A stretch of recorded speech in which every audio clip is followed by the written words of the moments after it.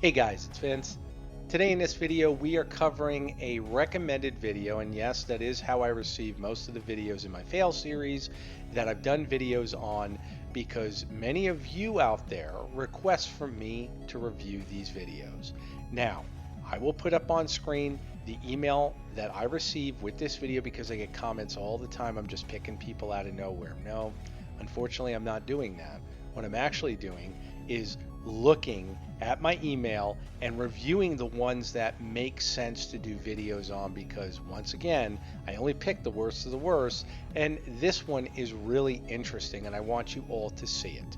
Now, that being said, I want you all to use your brains and proceed with caution. If you're a novice or just entering this genre, whichever way you want to call it, a maker, a hobbyist, I get all kinds of terminology, and the bottom line is if you're looking at a CNC production robot, you need to be aware of what content creators are out there on YouTube and other social media that are nothing more than affiliate marketers.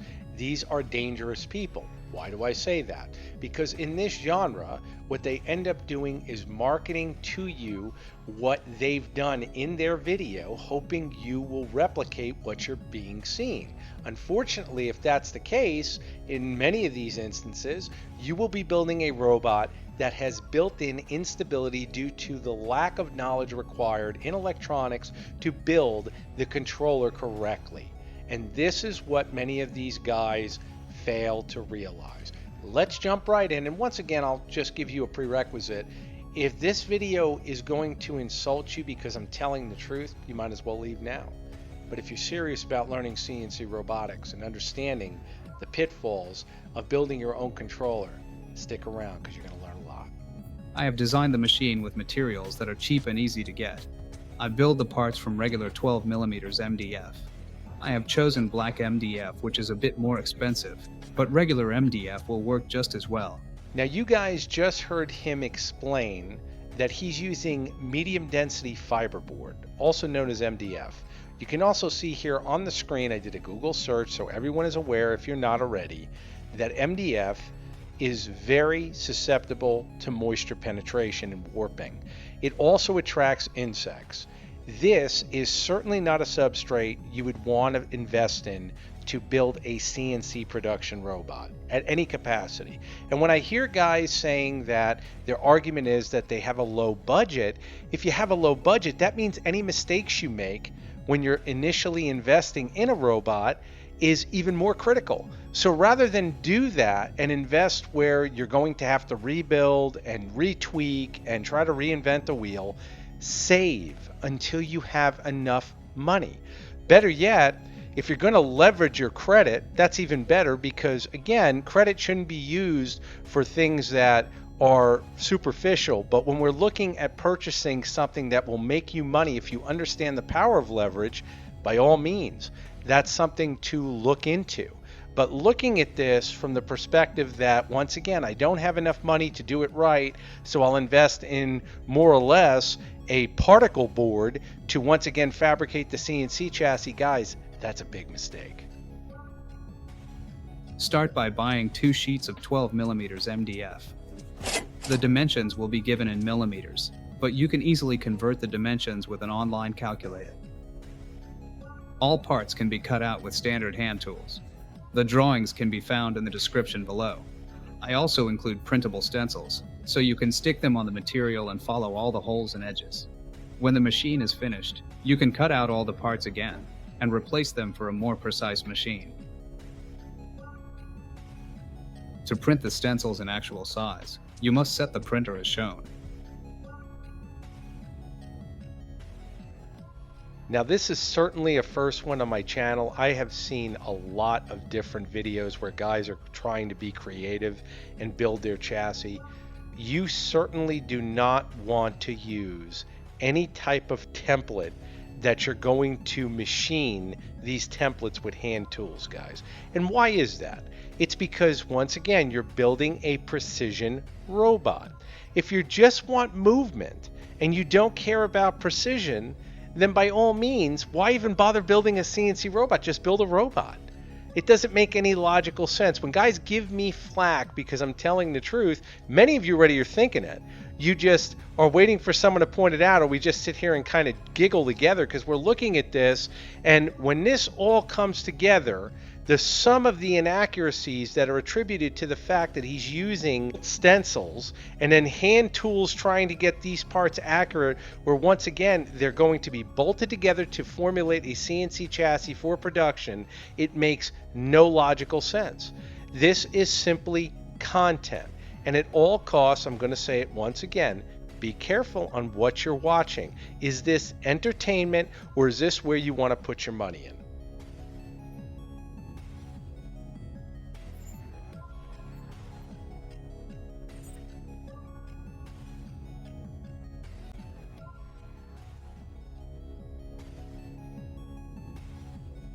Now, you guys have seen a lot on my channel over the years. My fail video series, I thought I covered everything in terms of what could be done wrong with a CNC robot. And then we just saw the icing on the cake, where this gentleman is using wood glue to assemble the CNC chassis.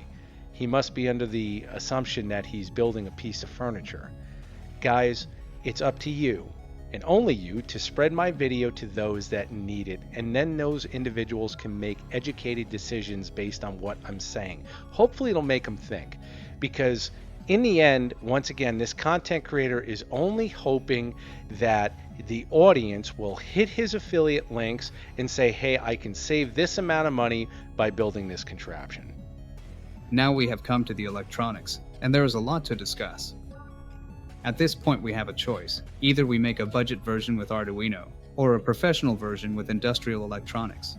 Since we are going to build... Now, if any of you have watched my channel for some time, especially my fail video series, you realize USB Universal Serial Bus is unstable for CNC use. Now, I'm not just saying that.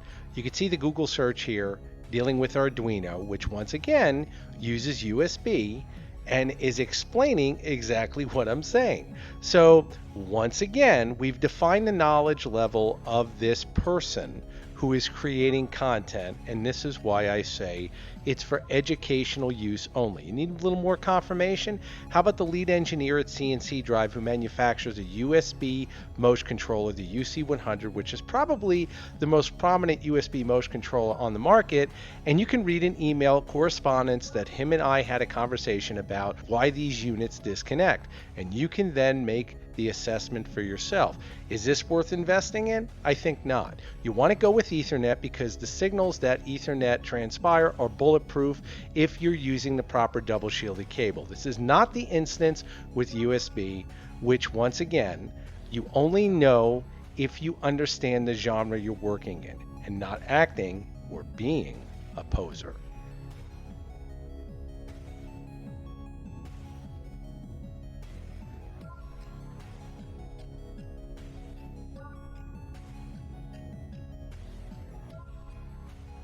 Many of you, like myself, are familiar with CNC belt drive transmissions, and most of you already know, as well as I do, those are not the best transmissions. The belts over time will stretch, and if they stretch, naturally you're going to have fluctuating accuracy. Now, what we see here being used is a 3D printer type belt with roller skate bearings, and then he's using a 3D printer type pulley on his stepper motor. Now, guys, this is a complete disaster. There's no other way to explain how bad of an idea this is. That belt he's using, he has no idea what its load capacity is, and the issue is that over time, any type of resistance put on by the fact that, once again, we're using a cutter that's using force, it's not a plasma system where there's no load. The best type of transmission to use for any system is ball screw, and in lieu of a ball screw, if you can't afford it, you would step down to typically a rack and pinion. Now, is rack and pinion as good as ball screw? For certain applications, it's fine. For other applications, it may not be. But if you're looking at the least amount of maintenance and the most amount of accuracy, it would be ball screw first. What we see here is something that he is essentially hacking from a 3D printer and making it so that he can get automation. And this is what I cover on my channel exclusively, especially if you followed it at all, is that automation does not mean that you have a production robot or a router for hobby purposes or whatever purpose you decide. Automation simply means you've got movement, and that's it. Until that movement is controlled and accurate, you have squat. So what you see here is a guy assembling once again for content, and if you follow what he's discussing, you are going to have issues. This is just another shot in the foot.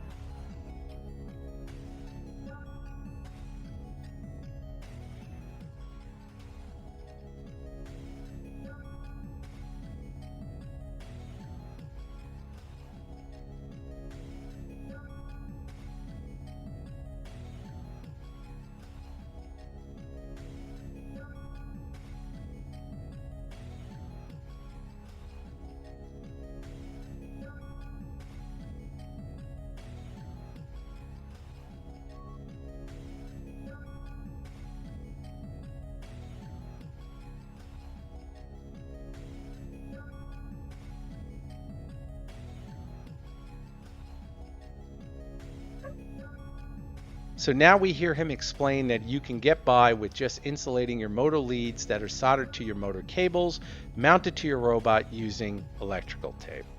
Guys, this is a terrible idea. Many of you already realize that, but we'll cover some basic knowledge on this principle. If you're using electrical tape, it should be used for stationary purposes. That's fact. That means that it was never designed for automated applications. Why is that? Well, we know that the robot is moving constantly, and over time, duration will most likely loosen that tape. If it does, you've got problems. Let me show you what kind of problems you may have if we go extreme. If, God forbid, that structure that you have your robot installed in, which of course you should have insured because that's best principle to protect your investment, and you, God forbid, have a fire present and your insurance inspector comes and says, let me look at the structure to see if you qualify to be paid, he will come in, he will find that electrical tape is being used for a non-designed application, and he will not pay you. This is fact. You can check on it yourself. The bottom line is the content creator isn't going to tell you this. The content creator really doesn't care as long as the affiliate links are present and he can make money with them clicking on those affiliate links. If you guys are watching, he's hoping you click and buy because the best thing that he has is price. The difference between him and I is I'm not going to drop my price so that I can lie to people and potentially make them unsafe and, God forbid, hurt somebody. There's no reason for that. What we see going on here should be appalling to all of you. He's never mentioned using the proper cabling, which is double shielded because we want to mitigate both forms of EMI in both high and low frequency, whereas double shielded cable will use both mylar foil and tin braided copper in conjunction to make sure that a proper Faraday cage is around our conductors to make sure no EMI is present and can penetrate, also using a shield drain so it's properly grounded to the ground bus. Now, when you think about this and you think about what's being seen here, and then on top put the icing on the cake with, once again, him trying to solder without even mentioning proper flux or doing it properly in the sense that we're going to insulate all leads using heat shrink tubing, preferably double wall with adhesive so that, once again, in motion, nothing moves around. That's why the adhesive is present, so it locks everything. This is the detail you pay me for. So when you ask questions online and you say, hey, how come my machine is doing so and so and so and so? And I say to you, well, you got to schedule a consultation because there's no way I can answer that question. Put me in the position of your auto mechanic. I use this as an analogy all the time. If your auto mechanic can't diagnose your car by you calling him up and saying, hey, you know what, Bill? I don't know what the hell is going on. The car is making a clanking noise. He's going to say, bring it in. I'm going to say, make me there digitally so I can help you. Yes, you're going to pay for it. But if you're serious, you will. If not, you'll follow a guy like this. It's that simple. Or spend countless hours on forums because, of course, no one on a forum has it. Electronics. It's extremely simple and only takes a few minutes to assemble. I'll only connect the 4 motors to the board and exclude position switches and other things. You don't need these features right now, but you can always add them later. I'm putting everything together quickly, just to show you how, but I recommend you build a box to protect the electronics from dust. Well, we can see he went right into mounting his electronics.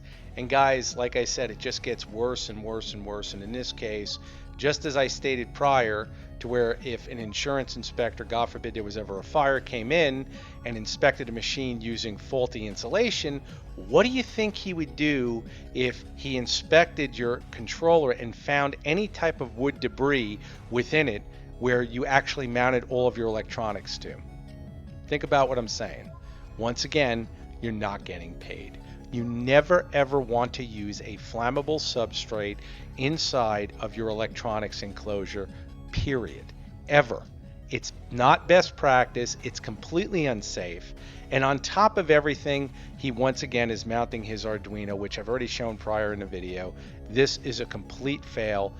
You guys do your due diligence, and once again, share the video. And I'm saying that if you are someone's friend or someone really has questions and wants to learn, let them learn from someone who is validated and actually stands by what he says by providing the industry actual products. They're his products. Think about that.